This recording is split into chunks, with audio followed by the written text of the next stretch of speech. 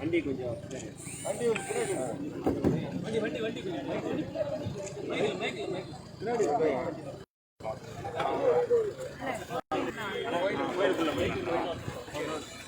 கொஞ்சம் தோலை கொஞ்சம் எல்லாம் வழி விடுங்க.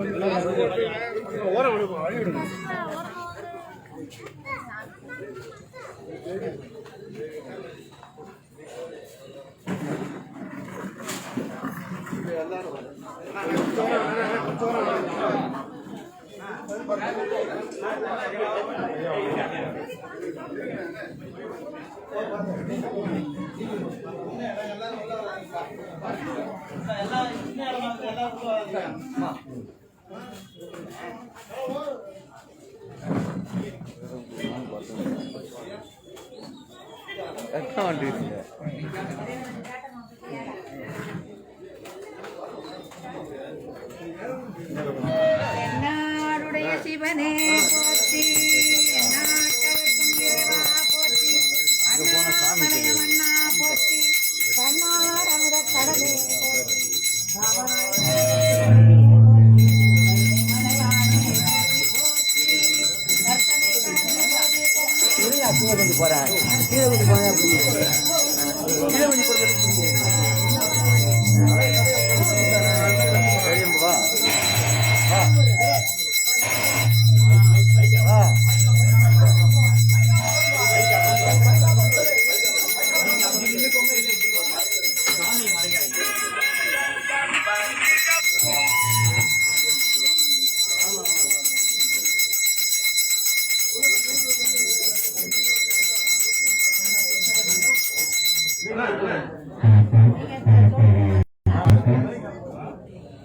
சிவாய நம. 100 ஆண்டு காலம் வாழ்க என் தந்தையே சிவபெருமானே, என் பிள்ளைக்கு நல்ல செய்யப்பா. வாங்கப்பா.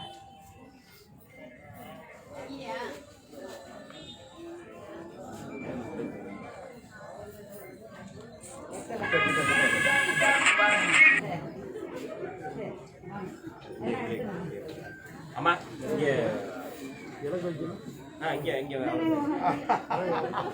நாசர்னால என் தம்பி சிவாய நம்ம 100 ஆண்டு காலம் வாழ்ந்து எல்லாருக்கும் நல்லது செய்யணும். முதல்ல என் கோயிலை கட்டணும்.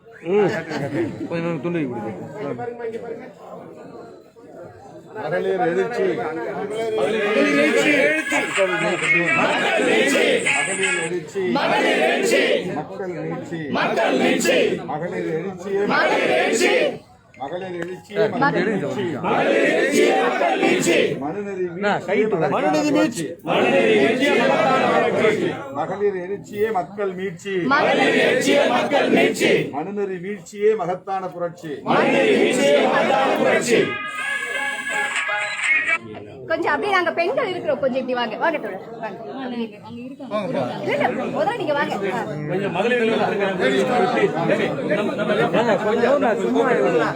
அக்கா அக்கா ஒரு ஓரமா போங்க அக்கா.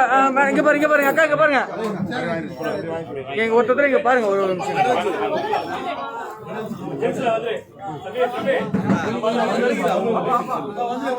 மேடம் இங்க பாருங்க, எல்லாரும் பாருங்க சார், இங்க பாருங்க.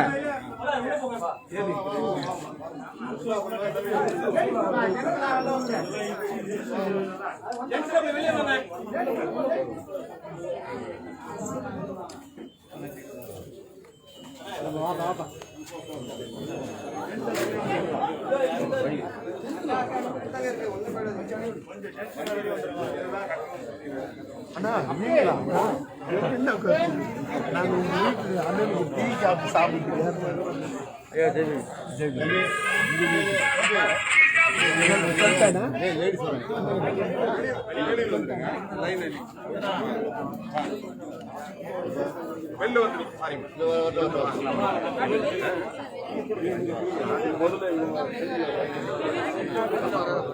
கொஞ்சம் தள்ளிங்க உனக்கு கொஞ்சம் அப்படி போயிடுங்க, அந்த வண்டி கிட்ட போயிடுங்க. நம்ம அங்க பெண்கள் எல்லாம் தனியா நில்லுங்க, உங்களுக்கு தெரிஞ்சிருச்சு எனக்கு. அப்படியா பேர் என்ன? புதைப்பொருளா இருந்தது. இங்க ஆமா இங்க இருந்து ஆமா ஃப்ரேம் மாதிரியா இருக்கு. அந்த லிங்கத்துக்கு பின்னால பாத்தீங்கன்னா அது வந்து 2000-3000 ஆண்டுக்கு முன்னால உள்ள சிவலிங்கத்தான் அது வந்து அண்ணா அண்ணா கொஞ்சம் நம்ம கத்தியாரெல்லாம் கொஞ்சம் ஒதுவாங்க அண்ணா என்ன கொஞ்சம் ஒதுவாங்க கத்தியார் ஒதுங்க கொஞ்சம் ஒதுங்க கொஞ்சம் ஒதுங்க கொஞ்சம் எடுக்குதே தெரியல இந்த எழுத்துருக்கா அது ரொம்ப பழமையான இப்போ சொல்லிட்டு ரெண்டாவது அந்த கல்லினுடைய நிறம் பாருங்க. இதான் இப்போ இந்த செராட்டேர்னு ஒன்று நடத்துறாங்க. உடம்பு எல்லாம் படுக்கிறாங்க. அந்த கல் அந்த ரகத்தை சேர்ந்தது. இது வந்து ரொம்ப பழமையானது. இப்போ அந்த கல் தமிழ்நாட்டில் கிடைக்கிறது அரிது. கொரியாவில் தான் கிடைக்கிறது அந்த கல். அவ்வளோ ஒரு அற்புதமான ஒரு இது இந்த இது மட்டும்தான் ஆவுடையோட சேர்ந்து ஆவிடையோட உடஞ்சி இருந்தால் கூட பழமையானது. அதில் வந்து இந்த சாஸ்திரம் சொல்கிற எதையுமே நான் நிர்வாகம் செய்யலை. ஆனால் இறைவன் நினைக்கிறதெல்லாம் நிறைவேற்றி கொடுக்குறாரு. வேண்டாம் வேண்டாம் எடுத்துறாங்க. அவர் யார் யாரை கொண்டு வரணும்னுலாம் என்னென்ன எண்ணம் பண்ணியிருக்காரோ. அதனால இந்த கோவில் கட்டியிருந்தோம். நான் என்னுடைய மரண காலத்துக்குள்ள கருவறை மட்டுமாவது கட்டியிருந்தோம். தஞ்சை பெரிய கோவில் விமானம் போல கருவறை விமானம் உயர்ந்து ராஜகோபுரம் தாழ்ந்து இருக்க வேண்டும். அப்போதான் கருவறை கோபுரம் உயர்ந்தால் மட்டும்தான் உலகத்துல வந்து நீதி, நேர்மை, ஒழுக்கம், உண்மை எல்லாமே இருக்கும். ராஜகோபுரம் உயர்ந்ததுன்னா ஆளுபவன் கை ஓங்கி இருக்கும். அவனை அண்டி இருக்கின்ற ஆரியன் கை ஓங்கும். அவன் வாழ்வு ஓங்கும். நம்முடைய முந்தைய தமிழர்கள் கருவறை கோபுரத்தை உயர்த்தி கட்டி ராஜகோபுரத்தை தாழ்த்தி கட்டியிருந்தார்கள். வல்லவர் ஆட்சி காலத்துல ராஜகோபுரம் உயர கட்டி கருவறை கோபுரம் தாழ்த்தப்பட்டது. தமிழர்களுக்கு சரி, வரலாற்று உண்மை, ஆகம ஆராய்ச்சி எல்லாமே இதுல அடங்கியிருக்கு.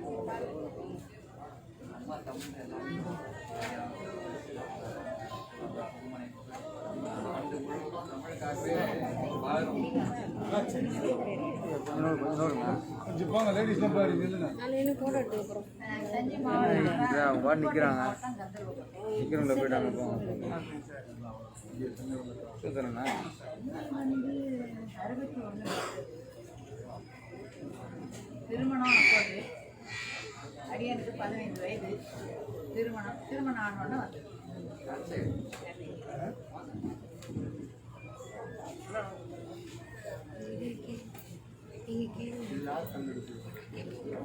நாங்க தமிழ்ச்செய்வர் பேர்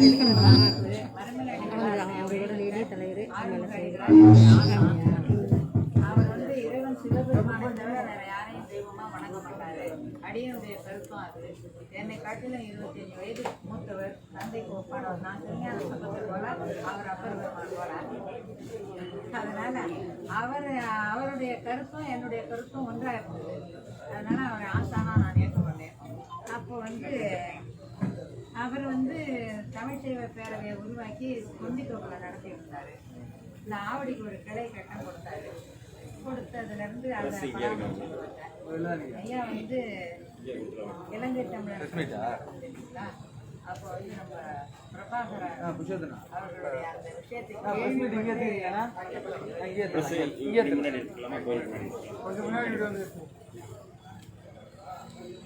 அதே வந்து ஹார்ட் அட்டாக் அவ்வளோ ஒரு தமிழ் பற்று. அந்த அடிப்படையில் நான் பணியாற்றி வந்திருக்கிற போது இது இந்த தமிழ்ச்செய்வர் பேருக்கு ஒரு அலுவலகம் கட்டணும்னு ஒரு இடத்துல காசு கொடுத்து தான் வாங்கினோம். புறம்போக்குன்னு தெரியாது. ஒரு ஏமாற்று பேர் வழிகிட்ட காசு கொடுத்து வாங்கினோம். அலுவலகம் கட்டணும் அப்படின்னு. கடைசியில் பார்த்தா அலுவலகம் கட்டத்துக்கு வேலை நடந்தது. வேலை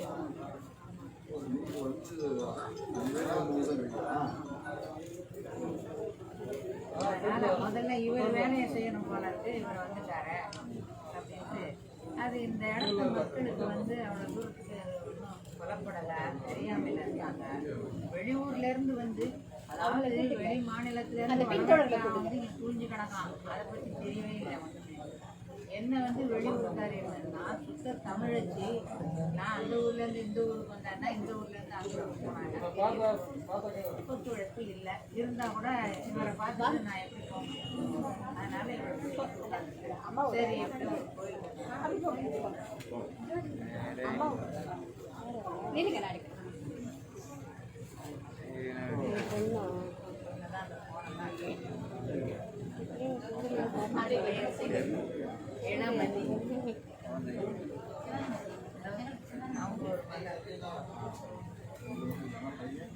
பையன் ஒருத்தர் 4 மகள் வெளியில 2 பேர் இருக்காங்க. பையன் வந்து நாசருக்கு ரொம்ப நெருக்கம். என்னை இப்போ சொன்னார்ல அக்கா பார்த்து தான் வளர்ந்தேன். அது மாதிரி அவர் பார்த்து வளர்ந்தவர் என் பையன்.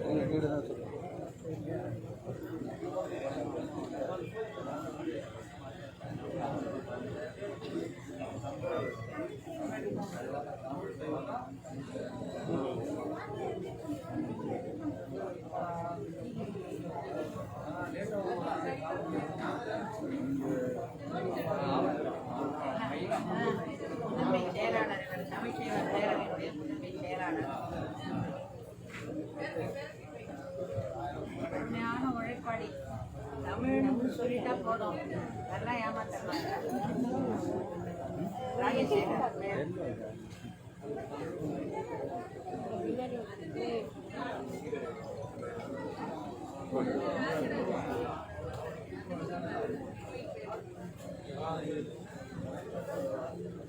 அந்த தஞ்சை பெரிய கோயில் வாணியில கருவறை விமானத்தை உயர்த்தி ஒரு கருவறையாக கட்டியிருந்தோம். நான் சார்பில் ராஜகோபுரமெல்லாம் எப்படியோ வரணும். ஆனால் கருவறை கட்டி அந்த தஞ்சை பெரிய கோயில் அந்த அளவு இல்லைன்னா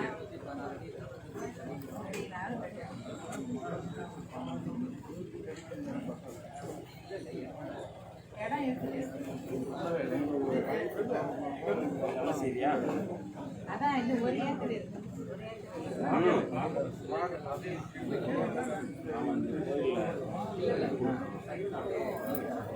அதாவது அந்த ரோடு இறங்கி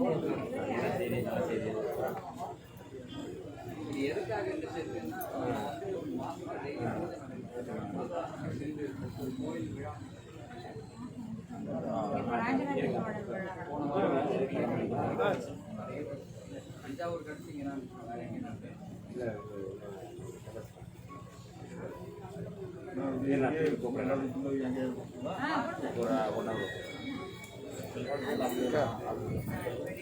எல்லாம் ஒரு வாரமா அப்படியே பரவாயில்ல.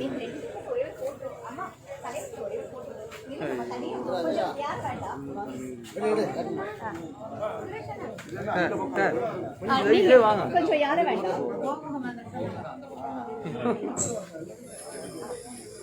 அக்கா அக்கா அக்கா நீங்க வந்துட்டீங்கன்னு வச்சுங்களா, இங்க பாருங்க.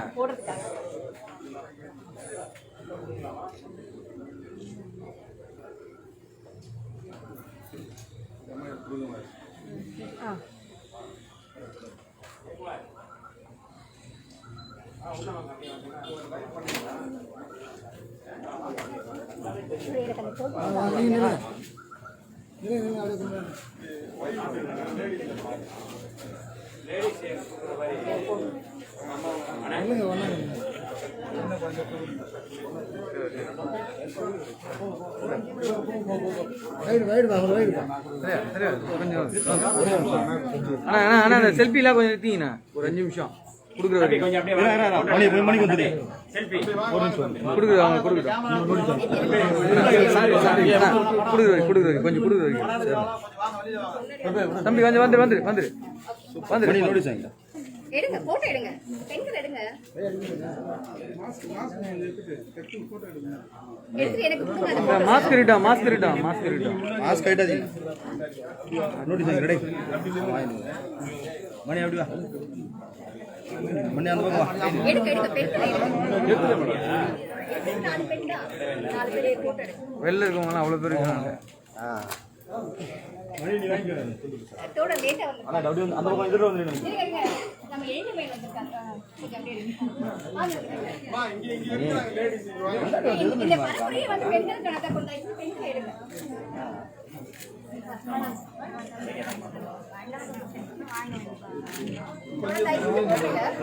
கொஞ்சம் அம்மா அம்மா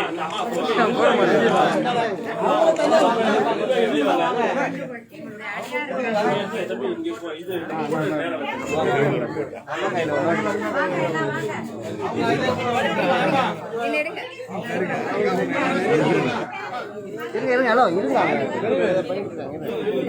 வாங்க வெளியே வாங்க வாங்க கொஞ்சம் வெளியே வாங்க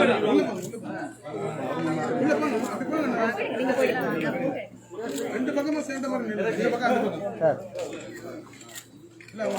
கொஞ்சம் பின்னாடி வந்துருக்கா நீங்க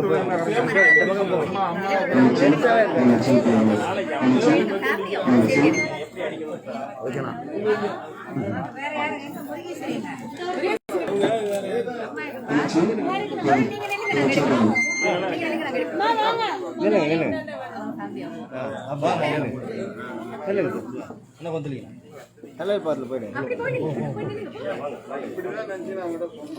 நீங்களும் போய் நில்லுங்க போய் நில்லுங்க இல்லாட்டி வெளில வந்துருங்க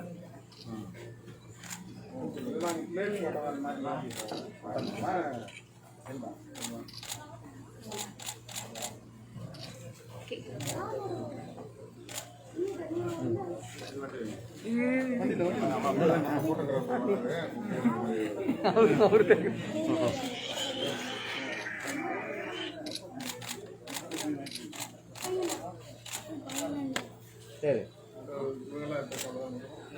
அனைவர் சாமி கிட்ட நிக்கவே இல்லை நீங்க லேட்டா வந்தீங்க நம்ம போட்டோ இது அது அப்படியே என்ன செய்திருக்கீங்க பாப்பா அடி ஆமா ஐயா கொடுக்கணுமா நம்ம ஆளை ஒன்று ஒரு கூட ஒரு போட்டோ எடுக்கணுமா பாப்பா இது நல்லா இருக்குல்ல எப்படி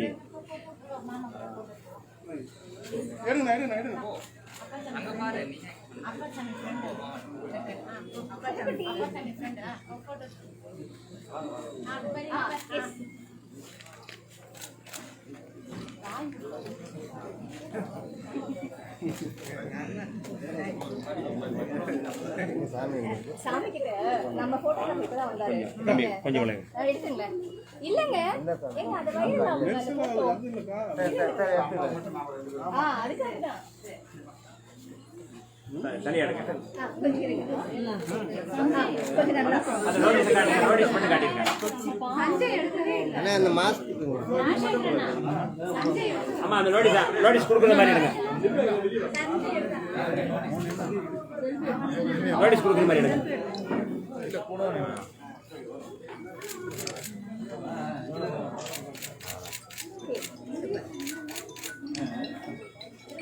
இந்த தமிழ் சைவ பேரை சேர்த்துங்க அப்போ வந்து இங்க சைவ பேரை அப்படி போயிடுங்க சைவ பேரை சேர்த்துங்க அம்மா இப்படி வந்துருங்கம்மா இருங்க இருங்க அம்மா வந்து அங்க போயிடுங்க அங்க போயிடுங்க அங்க நீங்க போங்கம்மா ஐயா ஐயா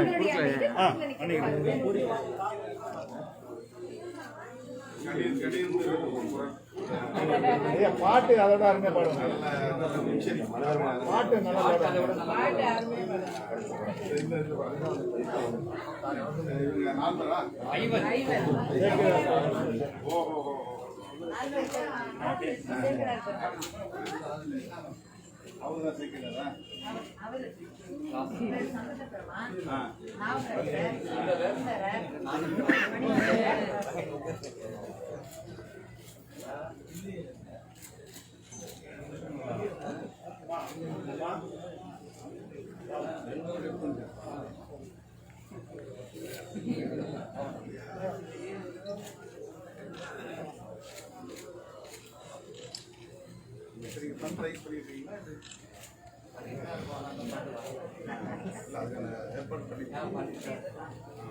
அறக்கட்டளை தமிழ்ச்செய்வ பேரவை அறக்கட்டளை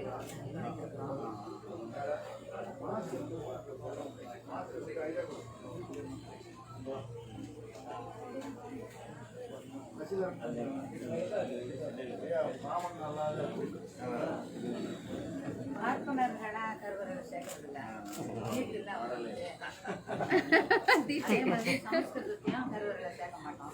அது செத்து போன மொழி, அதுவும் சேர்த்து, அதனால அதெல்லாம் சேர்க்க மாட்டோம். தமிழ் தான். திருமுறை வந்து மேலே தான் பாடணும், கீழே பாடணும்.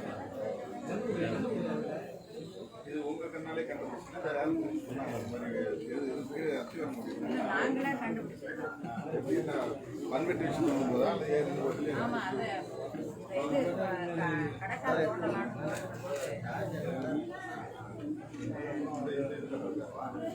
ஆமா, இல்ல கட்டணம் அது ஆபீஸ் கட்டணத்துக்கு தானே, ஆபீஸ் கட்டணத்துக்கு தானே வாங்கணும். அது கடைக்கால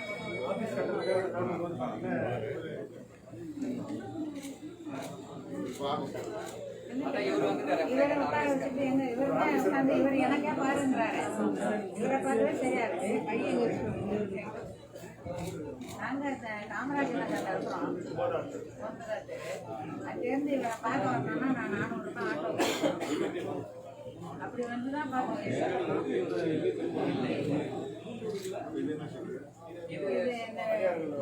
வேள்வி செய்வது, விழாக்கள் நடத்தும் போது உணவு பரிமாறும்.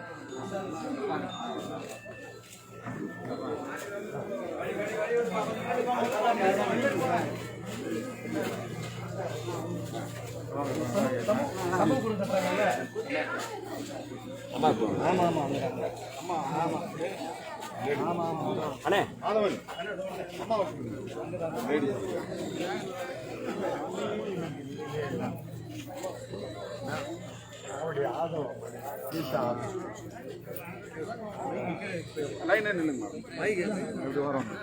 கொஞ்சம் ஃப்ரீயா விடுங்க. இங்க பாருங்க, கொஞ்சம் ஃப்ரீயா விடுங்க. கொஞ்சம் வைடா நில்லுங்கண்ணா. கொஞ்சம்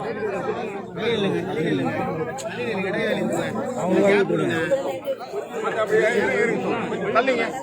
இப்படி வந்துருங்க, இப்படி போயிடுங்க. நீங்க போயிடுங்க, நீங்க கொஞ்சம் தள்ளி நில்லுங்க. அப்படி இன்னும் கொஞ்சம் தள்ளிங்க, இன்னும் கொஞ்சம் இல்ல, இன்னும் கொஞ்சம் தள்ளிங்க. நீங்க எடுங்க, கொஞ்சம் அப்புறம் பேட்டி எடுத்துக்கலாம். ஒரு நிமிஷம் இருக்கு. நாசர் அண்ணா, நீங்க வாங்க. நாசர் அண்ணா இப்படி வாங்க, இப்படி வாங்க. இப்படி வந்துருங்க, கொஞ்சம் தள்ளிங்க. எல்லாரும் லைனா பாக்குற மாதிரி இன்னும் தள்ளிங்க, இன்னும் தள்ளிங்க, இன்னும் தள்ளிங்க, இன்னும் தள்ளிங்க.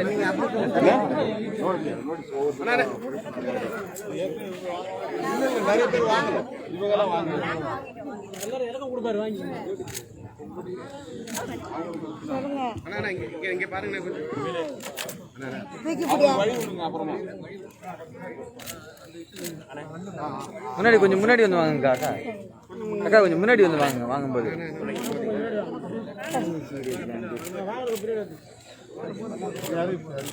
அந்த பக்கம் போக முடியாது. நீங்க இந்த பக்கம் வந்துருங்க. நீங்க இப்படி போயிடுங்க. அவள் தான் தொண்டரி வாங்கிட்டு நீங்க அப்படி வந்துருங்க. மகளிர் எழுச்சியே மக்கள் வீழ்ச்சி, ஆளும் மனுநெறி வீழ்ச்சியை மகத்தான புரட்சி என்னும் முழக்கத்தோடு தமிழ்நாடு முழுக்க இன்றைக்கு மனு தர்ம மனுநூலுக்கு எதிராக விடுதலை சிறுத்தைகளின் சார்பில் கருத்து பரப்புரை இயக்கத்தை இன்றைக்கு நம்முடைய திருமாவளவன் அவர்கள், எழுச்சி தமிழர் அவர்கள் தமிழ்நாட்டினுடைய சனாதன கும்பலுக்கு எதிராக இன்றைக்கு இந்த பரப்புரையை தொடங்கி இருக்கிறார்கள். கண்ணம்பாளையத்தில் நம்முடைய தமிழ் சைவ பேரவையுடைய தலைவர் மரியாதைக்குரிய அம்மா கலையரசு அம்மா அவர்களுடைய முன்னிலையில் நம்முடைய தலைவர் அவர்கள் இன்றைக்கு இந்த பரப்புரையை தொடங்கி இருக்கிறார்கள். இப்பொழுது இந்த கருத்து பரப்புரையை ஆதரித்து தமிழ் சைவ பேரவையுடைய தலைவர் மரியாதைக்குரிய இந்த கருத்து பரப்புரையுடைய தொடக்கமாக நம்முடைய தலைவர் அவர்கள், எழுச்சி தமிழர் அவர்கள் இப்பொழுது கலையரசி அம்மா அவர்களுக்கு இந்த துண்டறிக்கையை அளிக்கிறார்கள். பேன் மனு, தமிழகம் எங்கும் கிராமங்கள் தோறும் மகளிர் எழுச்சி மக்கள் மீட்சி மனு நூலை விளக்கும் கருத்து பரப்பு இயக்கம் 3/11/2020 முதல் 5/11/2020 வரை விடுதலை சிறுத்தைகள் கட்சி சார்பாக நடத்துகின்ற இந்த பரப்பு இயக்கத்தினுடைய துண்டறிக்கையை நம்முடைய தலைவர் அவர்கள் இப்பொழுது தமிழ் சைவ பேரவையினுடைய தலைவர் அவர்களுக்கு அளிக்கிறார்கள். திராவிட முன்னேற்ற கழகத்தினுடைய மாவட்ட செயலாளர் அண்ணன் ஆவடி நாசர் அவர்கள் இரண்டாவது துண்டறிக்கையை பெற்றுக் கொள்கிறார்கள். மகளிர் எழுச்சி, மக்கள் மீட்சி, மக்கள் மீட்சி, மகளிர் எழுச்சி, மக்கள் மீட்சி, மக்கள் மீட்சி, மகளிர் எழுச்சியே மக்கள் மீட்சி, மகளிர் எழுச்சியே மக்கள் மீட்சி, மனுநெறி வீழ்ச்சியே மகத்தான புரட்சி, மனுநெறி வீழ்ச்சியே மகத்தான புரட்சி, மனுநெறி வீழ்ச்சியே மகத்தான புரட்சி, மனுநெறி வீழ்ச்சியே மகத்தான புரட்சி. இப்பொழுது தமிழ் சைவ பேரவையினுடைய தலைவர் மரியாதைக்குரிய அம்மா கலையரசி அம்மா அவர்கள் இப்பொழுது இந்த மனு தர்மத்துக்கு எதிராக ஒட்டுமொத்த பெண்களை இழிவுபடுத்துகின்ற மனுவுக்கு எதிராக பார்ப்பனர் அல்லாத சமுதாயத்தை இழிவுபடுத்துகின்ற மனுவுக்கு எதிராக இப்பொழுது போர் பிரகடனத்தை நம்முடைய அம்மா அவர்கள் இப்பொழுது துவங்கி வைக்கிறார்கள். அன்பை சிறந்த அருமை பிள்ளைகளே, எதிர்காலத்தில் பகுத்தறிவும் வரலாற்று அறிவும் பெற்று நீங்கள் எல்லாம் சிறப்புற வாழ வேண்டும் என்பதற்காகவே இந்த தமிழ் சைவ பெருமான் திருக்கோயில் இங்கே உருவாகி கொண்டிருக்கிறது. இந்த நிலையில் மனு நீதி என்கின்ற ஆரியர்களின் புரட்டுக்கள் அடங்கிய ஒரு அநியாய நீதி நூலாகிய மனுஸ்மிருதியில் உள்ள கருத்துக்களை அன்பு பிள்ளை திருமாவளவன் சொன்னார் என்பதற்காக அவர் மீது வழக்கு பதிந்து வம்பை விலைக்கு வாங்கிவிட்டார்கள். அதன் காரணமாகத்தான் அடியேன் சற்று கோபப்படும்படி ஆகிவிட்டது. இல்லைன்னா கோபமே வராதுல்ல சார். அதாவது இது எம்முடைய மண், தமிழர்களின் மண், தமிழர்களுக்கு மட்டுமே உரிமைப்பட்ட மண். இந்த மண்ணில் தமிழ் இனத்தின் குரல் ஒடுக்கப்படுவது, அடக்கப்படுவது என்பது இன்று நேற்று அல்ல. ஆரியன் என்று நாவலந்தீவிற்குள் காலடி எடுத்து வைத்தானோ அன்றிலிருந்தே நடந்து கொண்டிருப்பதுதான். ஆனால் பொறுத்தது போதும் பொங்கி எழு மகனே என்று அவருக்கு ஒரு குரல் கேட்டிருக்கிறது. அதனால் அவர் மனுவை பற்றி பேச ஆரம்பித்தார். மனுவில் உள்ள செய்திகளை சொன்னார். அதுவும் ரொம்ப கூட சொல்லல, ஒரு 4-5 விஷயம் தான் சொல்லியிருக்காரு. அதுக்கு முழுசும் சொல்லல, அதுக்கு 6 வழக்கம். என்னடா இப்படி பறித்து, அதாவது சிங்கத்தின் குகை முன்னால் நின்று சிறுநரி ஊழையிட்டதை போல் பண்ணி செஞ்சுட்டாங்க இந்த வேலையை. இப்போ தமிழகமே பற்றி எரிகிறது, தாங்க முடியல. ஆனா சரியான நேரத்துல சரியான ஒரு செயலை என் பிள்ளை செய்திருக்காரு. இது நல்ல வேலை செய்யும். ஒன்னும் இல்லை, இன்னும் சில மாதங்கள்ல தேர்தல் வரப்போகுது. அதற்காக ஆடுகின்ற நாடகம் தான் இது. ஆரிய கூத்து என்று கேள்விப்பட்டிருப்பீர்கள். ரொம்ப அசிங்கமான ஒரு செயல்கள் தான் அவங்க செய்வாங்க. அவர்கள் எதையாவது அடைய வேண்டும் என்று எண்ணிவிட்டால் எதையும் செய்வார்கள். அப்படிப்பட்ட ஒரு நிலை தான் இன்னைக்கு இந்த தேர்தலை எதிர்பார்த்து செய்யப்படுகின்ற சூது. இதெல்லாம் நமக்கு நல்லாவே புரியும். இப்போ இந்த நேரத்தில் இதை பட்டி தொட்டி எங்கும் கொண்டு செலுத்த வேண்டும், எங்கேயும் கொண்டு இதை சேர்க்கணும். ஒரு ஆனாவனா எழுத தெரியாத பெண்களுக்கு கூட நின்று படிச்சு காட்டணும். அப்பதான் இது என்னங்கிறது தெரிய வரும். அந்த முயற்சியில தான் இப்போ அவர் இறங்கியிருக்காரு. இதை நினைச்சு நான் ரொம்ப பெருமைப்படுறேன். 2வது எனக்கு ரொம்ப ரொம்ப நம்பிக்கை வந்துருச்சு. இப்போ ரொம்ப நாளைக்கு இவனுங்களுடைய கதையெல்லாம் நடக்காது, சீக்கிரமே தெளிவு ஏற்படும். இந்த தெளிவு தினம் இந்த மனுஸ்மிருதியில உள்ள தீமைகளை சொல்லிட்டு இருக்கணும். எங்கேயாவது ஒரு விடயத்துல, எங்கேயாவது ஒரு இடத்துல நின்று இதை பேசணும் நம்ம. அதுதான் என்னுடைய விருப்பம்.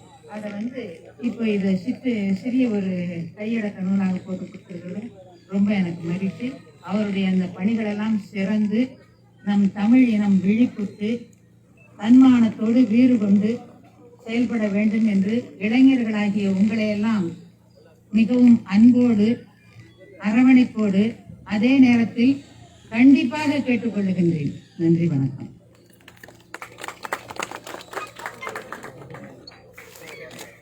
திராவிட முன்னேற்ற கழகத்தினுடைய மாவட்ட செயலாளர் மரியாதைக்குரிய அண்ணன் ஆவடி நாசர் அவர்கள் இந்த கருத்து பரப்புரையை ஆதரித்து வாழ்த்தி இப்பொழுது ஓரிரு நிமிடம் பேசுவார்கள்.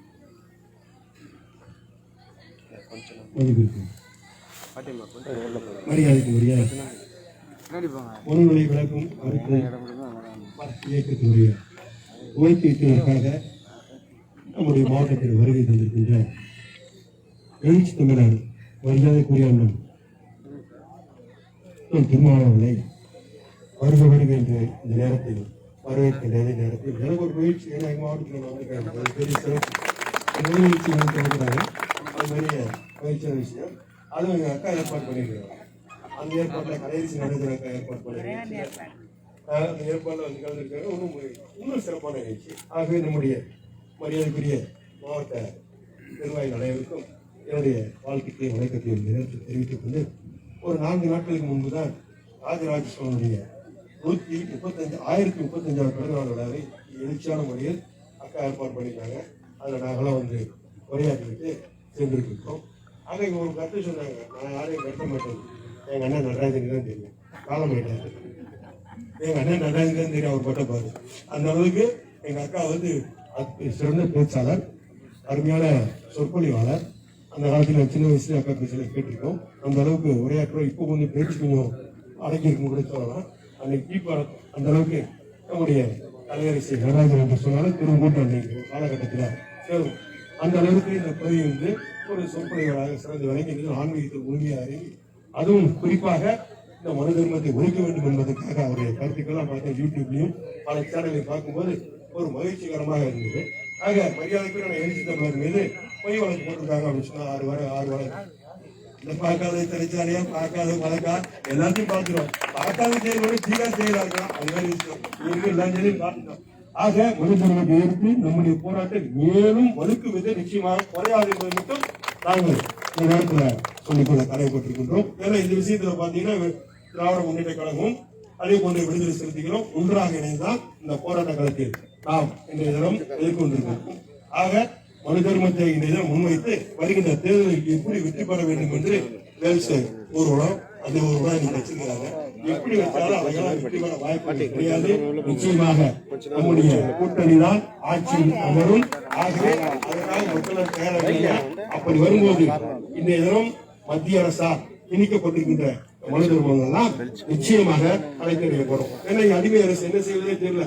அவங்க என்ன சொல்றாங்களோ இருக்கிறதும் எஜுவதும் சாமவேதம் அதனோட அந்த வேலைகளுடைய அடிமைகளாகத்தான் இன்றைய தினம் இருந்து கொண்டிருக்கிறார்கள். பிராமணர்கள் என்ன சொல்றான், இருக்கிறதும் எஜுவதும் சாமவேதம் அதனோட வேதத்துக்கு கட்டுப்பட்டவர் தான் கடவுள்னு சொல்றான். ஆக அப்படி சொல்லக்கூடிய அடுத்த வார்த்தையை சொல்றான், இந்த வேதங்கள் எங்களுக்கு கட்டுப்பட்டுதான். அப்ப என்ன சொல்றான், கடவுளை இவங்க கட்டுப்பட்டுதான் சொல்றான். அந்த அளவுக்கு அந்த காலத்தில் ஏறக்குறை நம்மை ஏமாற்றி பிழைக்க வந்தவர்கள் தான் இந்த ஆரிய கூட்டம். ஆக இந்த ஆரிய கூட்டத்தினுடைய கைப்பாவையாக பிஜேபி இருக்குது. பிஜேபியுடைய கைப்பாவையாக இந்த தினம் எடப்பாடி அரசு இருந்து கொண்டிருக்கிறது. ஆக இவையெல்லாம் கலைத்தறிய நாள் விரைவில் 3 அமாவாசை தான் எடுக்க நினைக்கிறேன் அறிவிச்சிட போறாரு. 3 மாசத்துக்கு அப்புறம் நம்ம தான் அடுத்து உட்கார போறோம். அப்படி அமைகின்ற நேரத்தில் மீண்டும் பெரியார் பிறந்த மண்ணில், அண்ணா பிறந்த மண்ணில், கலைஞர் பிறந்த மண்ணில் மீண்டும் மனு தர்மத்தை நாம் இழுத்து மூட்டையை கட்டி வச்சுதான் ஆட்சியில் அமரும் என்பதை மட்டும் இந்த நேரத்தில் தெரிவித்துக் கொண்டு, அண்ணன் திருமாவளவனுடைய உடம்பில் உள்ள ரோமத்திற்கு எந்த விதமான பாதிக்கு ஆபத்து ஏற்பட்டால் திராவிட முன்னேற்ற கழகம் உடன் இருந்து அதை போராடும் என்பதை மட்டும் இந்த நேரத்தில் நாங்கள் தெரிவித்துக் கொள்ள கடமைப்பட்டிருக்கின்றோம். ஆக இந்த வகைக்கு அருமையான வருகை தந்து இந்த நிகழ்ச்சியை சிறப்பு எங்க மாவட்டத்திலிருந்து சிறப்பிச்சமைக்கு எங்களுடைய வணக்கத்தையும் அனுமதி தெரிவித்துக் கொண்டு வாழ்த்து நன்றி கூறி முடிக்கின்றேன். நன்றி, வணக்கம். அடுத்தபடியாக புரட்சியாளர் அம்பேத்கர் அவர்கள் பற்ற வைத்த அந்த நெருப்பு, சனாதனத்துக்கு எதிரான நெருப்பு, மனு தர்மத்துக்கு எதிரான நெருப்பு 1927 டிசம்பர் 25 பற்ற வைத்த அந்த நெருப்பினுடைய தொடர்ச்சியாக இன்றைக்கு தமிழ்நாடு முழுக்க, ஏன் இந்தியா முழுக்க இந்த நெருப்பு பேன் மனு என்கின்ற முழக்கத்தோடு போய்கொண்டிருக்கிறது, தீவிரமாகிக் கொண்டிருக்கின்றது. அந்த வகையில் அந்த நெருப்பை பற்ற வைத்த நெருப்பு நம்முடைய எழுச்சி தமிழர் அவர்கள் இப்பொழுது உரையாற்றுகிறார்கள். அன்பார்ந்த தமிழ் சைவ பேரவையின் தலைவர் மதிப்பிற்குரிய அம்மா கலையரசி நடராஜன் அவர்களே, திராவிட முன்னேற்ற கழகத்தின் மாவட்ட செயலாளர் அன்பு சகோதரர் ஆவடி நாசர் அவர்களே, கட்சியின் முன்னோடிகளே, பொதுமக்களே, உங்கள் அனைவருக்கும் என்னுடைய பணிவார்ந்த வணக்கத்தை தெரிவித்துக் கொள்கிறேன்.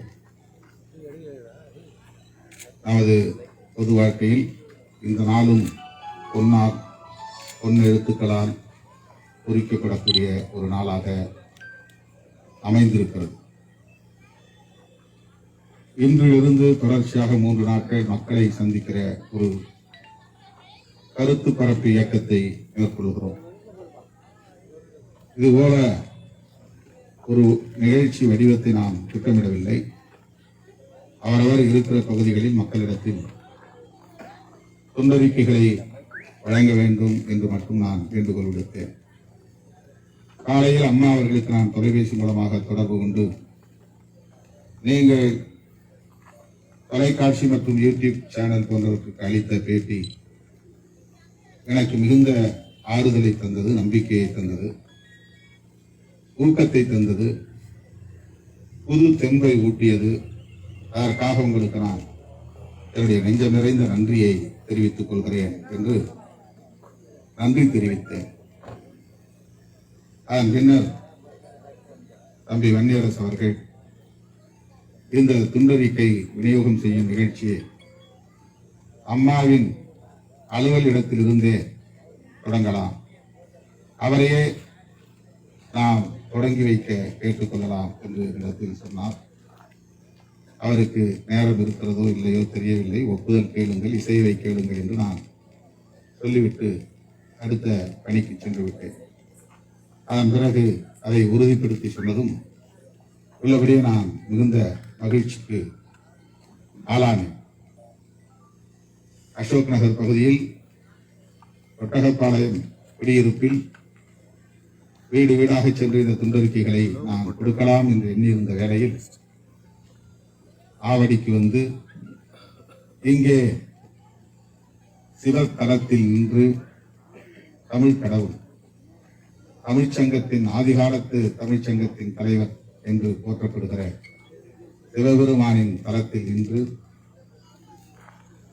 நம்முடைய அம்மா கலையரசி நடராஜன் அவர்கள் இதை தொடங்கி வைக்கக்கூடிய ஒரு சூழல் அமைந்ததை எண்ணி நான் பெருமைப்படுகிறேன்.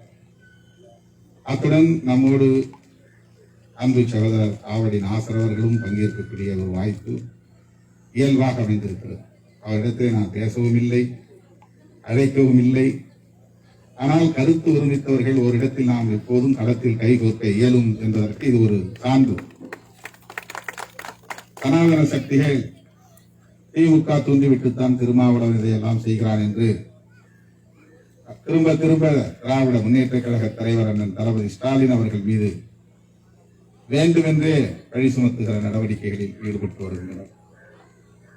இதை நான் ஒரு வெபினாரிலே பேசியது அவருக்கு தெரியாது, அண்ணனுக்கு தெரியாது, யாருக்கும் தெரியாது. இதை தெரியப்படுத்தியதே சனாதனிகள் தான். உலகம் முழுவதும் இன்றைக்கு பரப்பிவிட்டார்கள். இதற்கு நான் தான் முழுமையான பொறுப்பேற்க முடியும். மனு நீதியை பற்றி அல்லது மனு நூலை பற்றி பேசியதற்கு நான் தான் பொறுப்பேற்க முடியும். கூட்டணியில் இருப்பதனாலேயே திமுக அதற்கு பதில் சொல்ல வேண்டும் என்பது எவ்வளவு மோசடித்தனமான ஒரு அரசியல். அவர்களின் நோக்கம் நான் அல்ல, திமுக தான். திமுக ஆட்சிக்கு வந்துவிடக் கூடாது என்றவர்கள் கனவு காணுகிறார்கள். அவர்கள் நினைப்பதைப் போல இது வட இந்திய மாநிலம் அல்ல, இது தமிழ்நாடு. இது பகுத்தறிவு மண், தந்தை பெரியாரால் பக்குவப்படுத்தப்பட்ட மண், பேரறிஞர் அண்ணாவால் செழுமைப்படுத்தப்பட்ட மண். இங்கே பகுத்தறிவுக்கு, அறிவியல் பூர்வமான அரசியலுக்குத்தான் இடம் உண்டு. சமூக நீதி அரசியல் பேசுகிற இந்த மண்ணில் மதவெறி அரசியலுக்கு இடமில்லை என்பதை வரப்போகிற சட்டப்பேரவை தேர்தலில் சனாதன கும்பலுக்கு மக்கள் சமட்டி அடி கொடுத்து விரட்டி அடிப்பார்கள். அவர்கள் நினைப்பதைப் போல இங்கு ஒன்றும் மத அடிப்படையிலே மக்களை பிளவுபடுத்த முடியாது. ஆகவே அவர்களுக்கு நான் ஒன்றை சொல்ல விரும்புகிறேன். இது தொடர்பாக என்னுடைய நடவடிக்கைகளுக்கு நான் மட்டுமே பொறுப்பு. என்னோடு நிற்பதால் அம்மா கலையரசி அவர்களுக்கோ, என்னோடு நிற்பதால் அன்பு சகோதரர் ஆவடி நாசர் அவர்களுக்கு இதில் எந்த பொறுப்பும் இல்லை. ஆனால் எல்லோருக்கும் உடன்பாடான கருத்து. சைவ தமிழ் பேரவை, தமிழ் சைவ பேரவை இயக்கத்தின் பெயர். நெற்றி நிறைய திருநீர் பூசியிருக்கிறார் அம்மா. எங்களுக்கும் மகிழ்ச்சியோடு திருநீர் பூசி அருளாசி வழங்கினார். என் கையில் அந்த தட்டு கொடுத்து, உன் கையாலேயே சிவலிங்கத்திற்கு கற்பூரத்தை காட்டு என்று கேட்டுக்கொண்டார். நான் அம்மாவின் உணர்வுகளை மதிக்கக்கூடியவன், ஒவ்வொருவரின் உணர்வுகளையும் மதிக்கக்கூடியவன், ஒவ்வொரு நம்பிக்கையையும் மதிக்கக்கூடியவன். ஆகவே அதற்கு நான் இசைந்து சிவலிங்கத்தின் முன்னால் அந்த கற்பூரம் சுடர்விட்டு எரியக்கூடிய கற்பூரத்தட்டை ஏந்தி அவர் விரும்பியதைப் போல நான் அதை சிவலிங்கத்தின் முன்னால் காட்டினேன். அவர் 100 ஆண்டுகள் திருமாவளவன் வாழ வேண்டும், இந்த மனு நூலை எதிர்த்து அவர் போராட வேண்டும் என்று அருளாசி வழங்கியிருக்கிறார். நாம் ஒரு குறிப்பிட்ட மதத்திற்கு எதிராகவோ, குறிப்பிட்ட சமூகத்திற்கு எதிராகவோ, குறிப்பிட்ட சமூகத்தை சார்ந்த பெண்களுக்கு எதிராகவோ பேச வேண்டும் என்கிற வெறுப்பு அரசியலை ஒருபோதும் முன்னெடுத்ததில்லை. அதில் நமக்கு உடன்பாடும் இல்லை. ஒரு இணைய வழி கருத்தரங்கில் இப்படி மனு நீதி என்பது பெண்களை அடக்கி ஒடுக்கி வைத்திருக்கிறது. இன்றைக்கு நாம் பார்க்கிற இந்த சமூக கட்டமைப்பு மனுநீதி மூலம்தான் உருவானது. தந்தை பெரியார் கடவுள் மறுப்பாளர், பிராமண எதிர்ப்பாளர் என்று எல்லோரும் கருதி கொண்டிருக்கிறோம். ஆனால் உண்மையில் அவர் மனுநூல் எதிர்ப்பாளர் தான். மனுஸ்மிருதியை எதிர்க்க அவர் களத்தில் இறங்கிய போது கடவுளை பற்றியும் பிராமணர்களை பற்றியும் அவர் பேச வேண்டிய நிலை வந்தது. இல்லை என்றால் அப்படி அவர் பேச வேண்டிய அவசியம் இல்லை. ஆகவே அடிப்படையில் அவர் மனுஸ்மிருதியை எதிர்த்து போராடினார். அதற்கு காரணம் மனுஸ்மிருதி தான் பெண்களை படிக்க விடாமல் தடுத்தது, சொத்துரிமை இல்லாமல் பறித்தது, கருத்துரிமையை பறித்தது. பிறந்ததும் தந்தைக்கு கட்டுப்பட்டு இருக்க வேண்டும், திருமணமான பிறகு கணவனுக்கு கட்டுப்பட்டு இருக்க வேண்டும், பிள்ளை பெற்ற பிறகு மகனுக்கு கட்டுப்பட்டு இருக்க வேண்டும் என்றெல்லாம் விதிமுறைகளை வகுத்து அதன்படி இந்த சமூகத்தில் பெண்களை ஒடுக்கி வைத்ததே மனுநூல் தான்.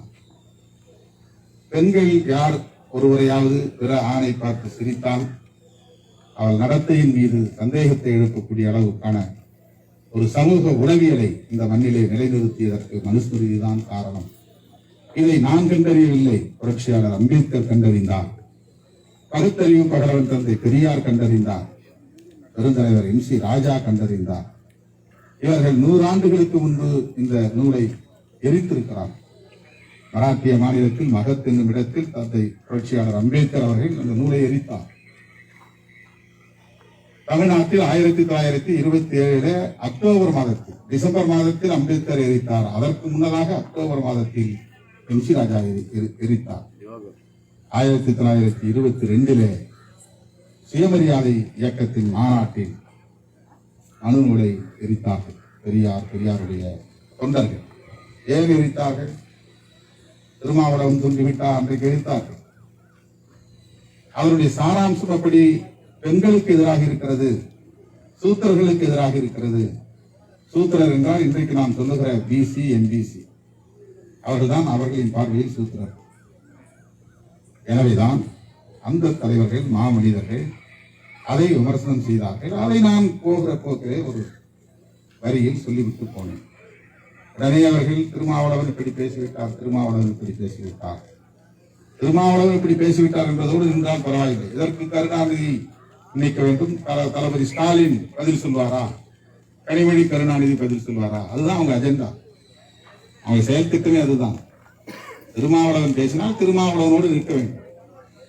உடனே திமுக தலைவர் பதில் சொல்வாரா என்றால் அதனுடைய நோக்கமே இதை அவர் அரசியலாக்குவதற்கு காரணமே திமுகவுக்கு நெருக்கடி தர வேண்டும் என்றுதான். ஒன்றை சொல்லுகிறேன், எத்தனை நெருக்கடியை தந்தாலும் திமுக ஆட்சிக்கு வருவதை யாராலும் தடுக்க முடியாது. அதே போல திமுக கூட்டணியில் உள்ள கட்சிகளை உடைக்கலாம், அதை சிதறடிக்கலாம் என்று கனவு கண்டால் உங்கள் கனவு பலிக்காது. உங்கள் சூது சூழ்ச்சி எல்லாவற்றையும் அறிந்தவர்கள் ஒன்று கூடி நிற்கிறோம். தமிழ்நாட்டை மதவெறிக்கு ஒருபோதும் நாங்கள் பலி கொடுக்க மாட்டோம், இடம் கொடுக்க மாட்டோம். சைவ நம்பிக்கை உள்ள அம்மா கலையரசி நடராஜன் அவர்களும், கடவுள் நம்பிக்கை இல்லாத தோழர்களும், மக்களின் மீது நம்பிக்கையை கொண்டிருக்கிற மக்கள் தொண்டர்களும், பெரியார் தொண்டர்களும், அம்பேத்கர் தொண்டர்களும் இந்த மண்ணில் ஒன்று சேர்ந்திருக்கிறோம். இந்தியாவில் எல்லா மாநிலங்களும் உங்களுக்கு வசப்படலாம், தமிழ்நாட்டில் உங்கள் ஜம்பம் பலிக்காது, கனவு பலிக்காது என்பதை மீண்டும் ஒருமுறை தெரிவித்துக் கொள்கிறோம். அருமை தோழர்களே, இன்றைக்கு வெளியிட்டிருக்கிற இந்த துண்டறிக்கை முதல் துண்டறிக்கை அம்மா அவர்களுக்கு நான் கொடுத்தேன். மற்ற துண்டறிக்கைகள் அனைத்தையும் அம்மா உங்களுக்கு வழங்கியிருக்கிறார். தமிழகம் எங்கும் கிராமங்கள் தோறும் மகளிர் எழுச்சி, மக்கள் மீட்சி, பெண்களை எழுச்சி பெறுவதன் மூலம்தான் மக்கள் விடுதலை பெற முடியும். மனுநூலை விளக்கும் கருத்து பரப்பு இயக்கம் என்று இதிலே ஏன் மனுநூலை எரிக்க சொல்கிறோம்? திருமாவளவன் பெண்களை இழிவு செய்ததாக பாஜகவினர் அவதூறு பரப்புவது ஏன்? மனுஸ்மிருதியை தடை செய்ய வேண்டும் என விசிகாவினர் கோருவது ஏன்? அது விளக்கம் சொல்லியிருக்கிறோம். அதுல மனுஸ்மிருதி கூறுவது என்ன? சூத்திரர்கள் இழிவான பெயர்களை மட்டுமே வைத்துக் கொள்ள வேண்டும். சூத்திரர்கள் தான் அவங்க பார்வையில BC, MBC, backward class, most backward class, இவங்க இழிவான பெயர்களை மட்டுமே சூட்டிக் கொள்ள வேண்டும். அத்தியாயம் 2வது அத்தியாயத்தில் 31வது ஸ்லோகம் இருக்கிறது. சூத்திரர்கள் கல்வி பயிரக்கூடாது, படிக்கக்கூடாதுன்னு சொல்லி, அதனால்தான் நமக்கு ரிசர்வேஷன் கொடுக்க பயங்கரம். சூத்திரர்கள் ஆட்சி செய்யும் நாட்டில் பிராமணர்கள் குடியிருக்கக்கூடாது. சூத்திரன் நீதிபதியாக இருக்கக்கூடாது. தன்னை விட உயர்ந்த வர்ணத்தை சார்ந்த பெண்ணை திருமணம் செய்து கொண்ட சூத்திரனை கொன்றுவிட வேண்டும். இது சூத்திரனை பத்தி சொல்லியிருக்கிற ஒரு 4-5 ஸ்லோகம். அதனாலதான் ஆணவ கொலைகள்லாம் நடக்குது. இன்னைக்கு நடக்கிற ஹானர் கில்லிங் எல்லாம். அடுத்து பெண்களை பத்தி சொல்லுறது ஒரு 4-5, அதை சொல்லி இதை மட்டும் படிச்சு நான் முடிச்சிடறேன். அம்மாவுக்கும் நிறைய வேலைகள் இருக்கு. பெண்களின் இயல்பே ஆண்களை மயக்குவதுதான். இது மனுசூத்திரம் சொல்லுது. பெண்களின் இயல்புனா குறிப்பிட்ட மதத்தை சார்ந்த பெண்கள், மொத்தத்துல எல்லா பெண்களையும் உலகத்தில் இருக்கிற அத்தனை பெண்களுடைய இயல்பையும் அதை சொல்றாங்க. பெண்களின் இயல்பே ஆண்களை மயக்குவதுதான். இது சாப்டர் 2ல 213வது வெர்ஷன் சொல்லுது. அந்த ஸ்லோகம் சொல்லுது. இன்னொரு ஸ்லோகம் என்ன சொல்லுன்னா, ஒருவன் தனது தாயுடனோ மகளுடனோ சகோதரியுடனோ தனிமையில் அமர்ந்திருக்க கூடாது. அம்மா கூட, அக்கா கூட, மகளோட, ஆம்பளையா இருக்கிறதும் தனியா உட்காரக்கூடாது. கல்வி கற்றவரையும் கூட புலன்கள் மயக்கம் கொள்ள செய்துவிடும். படிச்சவனா இருந்தாலும் தாயை பார்த்து அவனுக்கு மனம் மாறிடும். அல்லது தாய் மகனுக்கு அப்படி உணர்வு உண்டு பண்ணிடுவான், உணர்ச்சியை தூண்டி விட்டுருவான். இதெல்லாம் இவ்வளவு அசிங்கமா இருக்கு. இதை எடுத்துதான் போராடுது. ஆனா இதை இருக்குன்னு சொன்னா என்ன எடுத்து போராடுறாங்க? மாதர் ஆடவரிடத்தில், மாதர்னா பெண்கள், ஆடவர்னா ஆண்கள், மாதர் ஆடவரிடத்தில் அழகையும் பருவத்தையும் விரும்பாமலேயே ஆண் தன்மையை மாத்திரம் முக்கியமாக எண்ணி அவர்களை உறவு கொள்கிறார்கள். அது அசிங்கமா இருக்கு. அவங்க ஆம்பளை என்ன வயசுலாம் பார்க்க மாட்டாங்க, அவன் அழகா இருக்கான்லாம் பார்க்க மாட்டாங்க. அவன் ஆம்பளையா இருந்தா போதும். பொம்பளைங்களுக்கு இதுதான் தன்மை. ஆண்களின் மீதான இச்சையாலும், அவங்க மேல இருக்கிற விருப்பத்தாலும், நிலை மாறும் புத்தியாலும், சலன புத்தியாலும், ஈவிரக்கமற்ற இயல்பினாலும் அவங்களுக்கு ஈவு, இரக்கம், கருணை எதுவுமே இருக்காது. பெண்களை எவ்வளவுதான் பாதுகாப்பாக வைத்திருந்தாலும் அவர்கள் தன் கணவனுக்கு விசுவாசமாக இருக்க மாட்டார்கள். இது மனுநூல் தான் சொல்லுது. இதைத்தான் நான் போற போக்கில் ஒரு வார்த்தையில சொன்னேன். மாதர்களுக்கு இந்த சுபாவம் பிரம்மன் சிருஷ்டித்த போதே உண்டானது என்று அறிந்து ஆடவர்கள் அவர்கள் கேடுறாமல் நடப்பதற்கான மேலான முயற்சியை செய்ய வேண்டும். அதாவது பெண்கள் கடவுள் படைக்கும் போதே இப்படி படைச்சிட்டான். அவங்களுக்கு சலன புத்தி இருக்கும், இறக்கம் இருக்காது, ஆண்கள் மேல இச்சை இருக்கும், அவங்க பருவத்தை பார்க்க மாட்டாங்க, அழகை பார்க்க மாட்டாங்க, இப்படி இருப்பாங்க. இது பிரம்மன் உருவாக்கும் போதே இப்படி உருவாக்கிட்டான். அதை மனசுல வச்சுட்டு அவங்களுக்கு உரிய பாதுகாப்பை நீங்க பண்ணணும். பாதுகாப்புனா கவனிக்கணும், கண்காணிக்கணும்.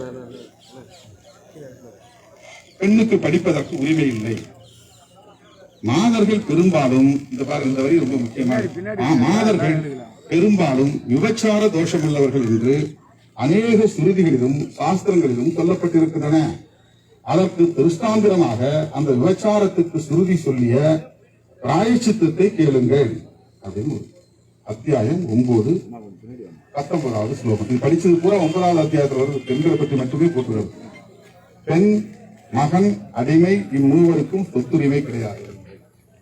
இதெல்லாம் மனுதர்மத்தில் இருக்கு. அதுதான் இவ்வளவு காலமா நடைமுறையில் இருக்கு. அன்றைய காலமா அந்த பிராமணர்கள் நடத்துகிற சங்கங்கள் நிகழ்ச்சிகள் பேசும்போதே சொல்றாங்க, பொண்ணுக்குளத்துல பிறந்தா 8 வயசு ஆனா ருதுவாயிட்டான்னா அவங்க வச்சுக்கூடாது, வீட்டை கட்டி கொடுத்துருவோம். ஏன்னா ருதுவாகிறதுக்கு முன்னாடி கட்டி கொடுக்கணும். ருதுவாகிறதுக்கு முன்னாடினா பருவத்துக்கு வர்றதுக்கு முன்னாடி கட்டி கொடுத்துட்டா அந்த பெண்ணு வந்து நல்ல மோட்சத்துக்கு போவான். படிக்க வைக்கக்கூடாது, சம்பாத்தியத்துக்கு அனுப்பக்கூடாது. இதுதான் இன்னைக்கு காலகாலமும் இந்த சமுதாயத்தில் ஆண்கள் கடைபிடிச்சிடலாம். அதனாலதான் இத்தனை வருஷமா பெரியார் அம்பேத்கருக்கு பிறகு இந்த 40 வருஷம் 50 வருஷம் பெண்கள் படிக்க தொடங்கியிருக்கிறாங்க. அது முன்னாடி கிடையாது. எனவே இதை நாம் மேலோட்டமாக சுட்டிக்காட்டினோம் என்பதற்காக அபாண்டமான பழியை சுமத்தி அம்மா எல்லாம் குடன் பிறந்த சகோதரிகள் எப்படி எல்லாரையும் நம்ம வந்து அப்படி பேச முடியும்?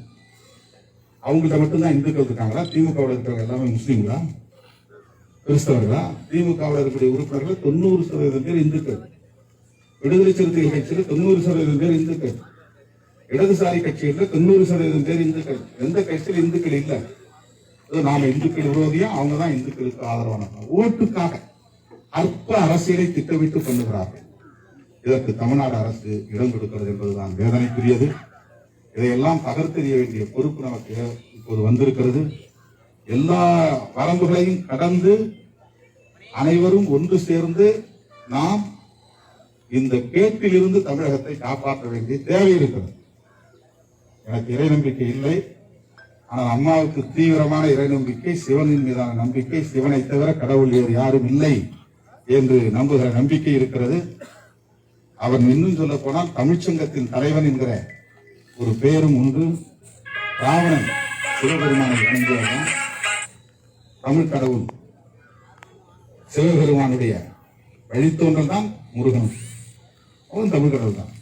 ஆனா எல்லா இடங்களிலும் சமஸ்கிருதத்துல வந்து பாடிட்டு இருக்காங்க. அம்மாவை கேட்டா இங்க வந்து தமிழுக்கு தான் வேலை, சமஸ்கிருதம் உள்ள வந்தா சமஸ்கிருதத்துக்கு தீட்டுன்ட்டாங்க. யார் இந்த குருக்கள்?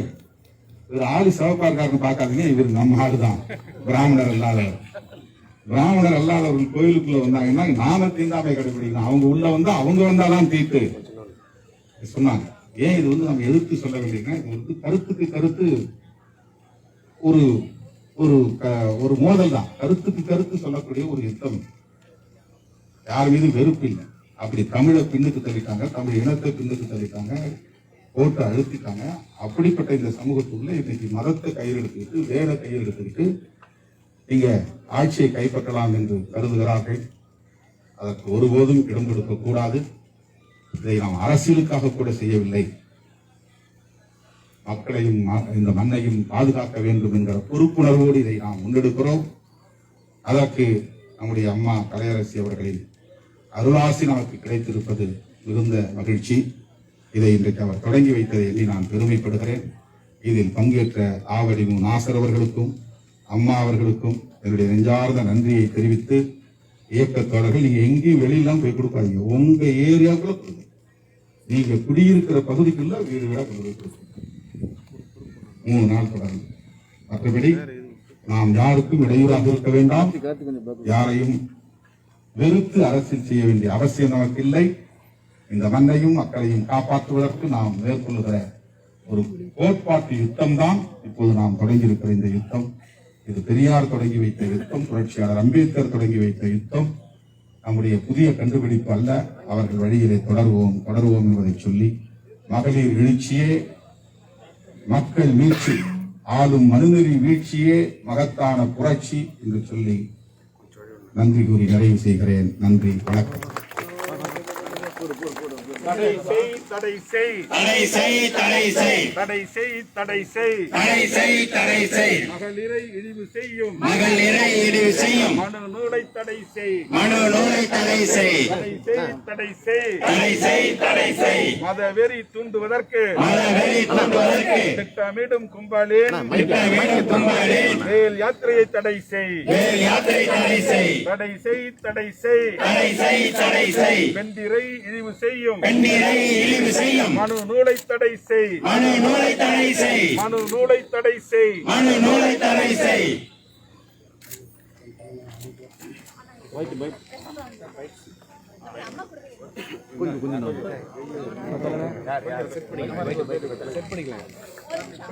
கொஞ்சம் அப்படி போகுது லெஃப்ட்ல லெஃப்ட்ல லெஃப்ட்ல கொஞ்சம் தள்ளுங்க